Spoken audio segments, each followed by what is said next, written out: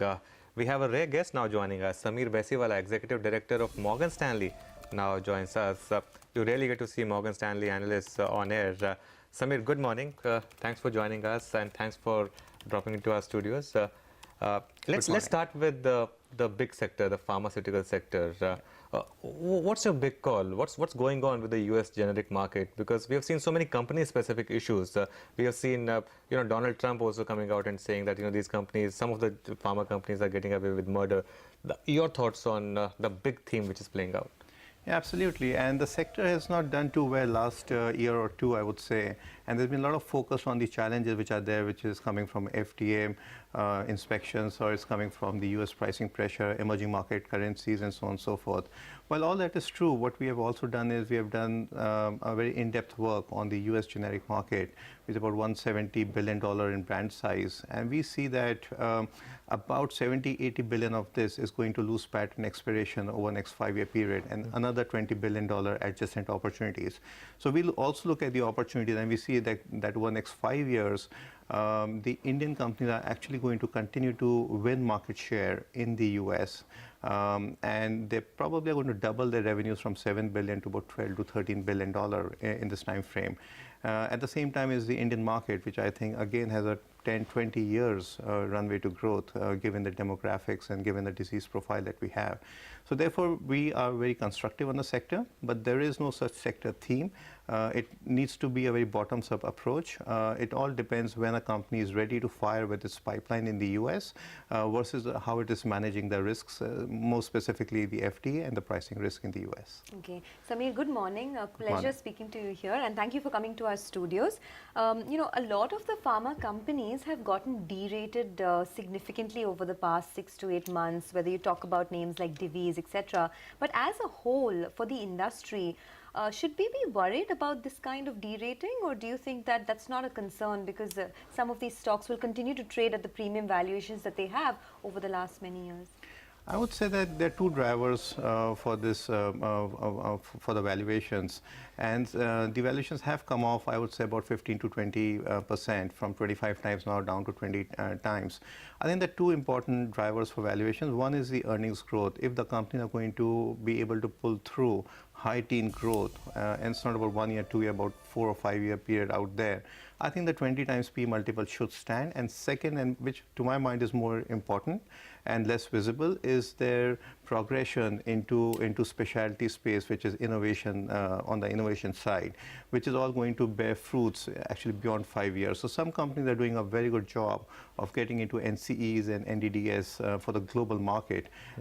So therefore, the companies which are able to manage the growth and innovation together should be able to actually hold on to these valuations. Okay, so what are the big areas which are emerging, especially in the US?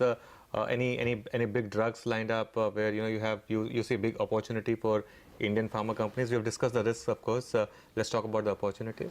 Oh, yeah, absolutely, and I think that's hitting the nail on the head, in the sense that if I go back last 5 and 10 years, the patent expiration that we had seen, about 25% of the total, which was about $150-170 billion, was complex products.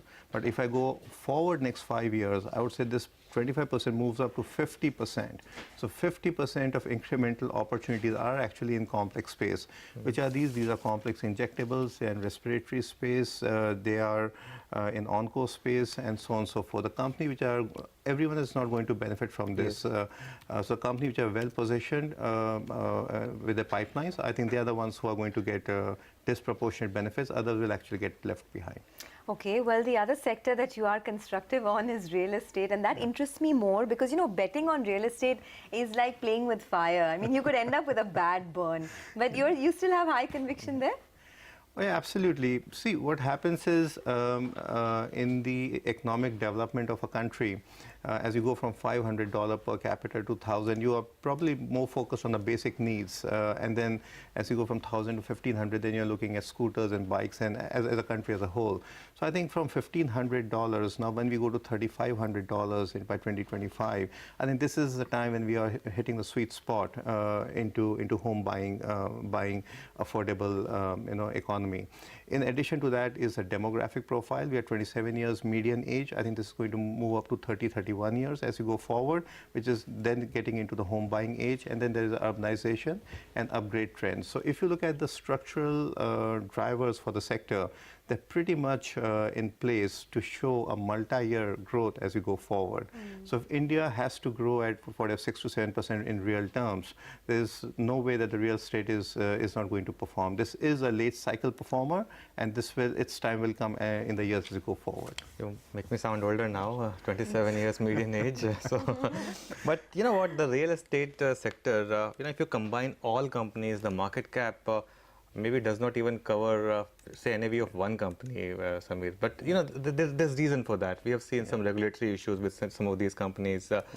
So how do you play this sector? Because you could have, you have a lot of stocks. You may not want to discuss stocks, but some of the Mumbai-based stocks, for example, have done well. But some of the other stocks in the past have been huge wealth destructors as well. Yeah.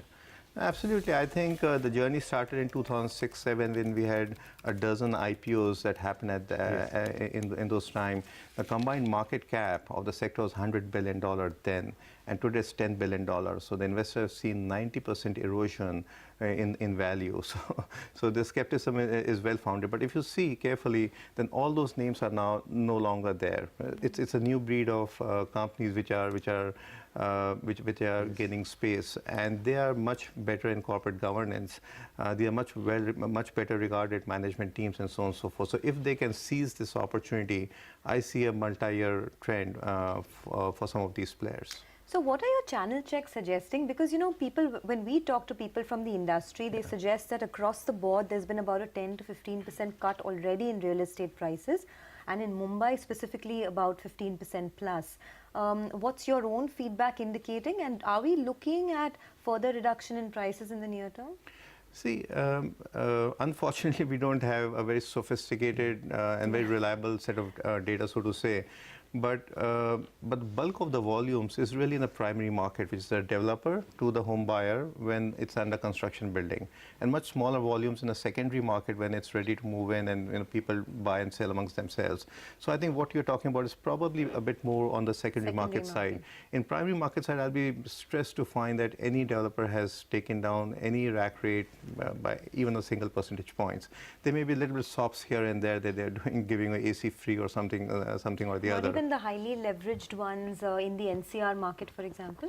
Okay, so here it is. So I would say the grade A developer in top metros, more specifically Bombay, in Bangalore, and in NCR, probably the prices are far more intact. As you go to tier 2, tier 3, grade B, land deals, I think that's where you're seeing some sort of pressures. They will take some more time to recover. Okay, let's get back to pharma then. You discuss US, but there are a couple of companies finding their niche in, like Japanese market or European markets.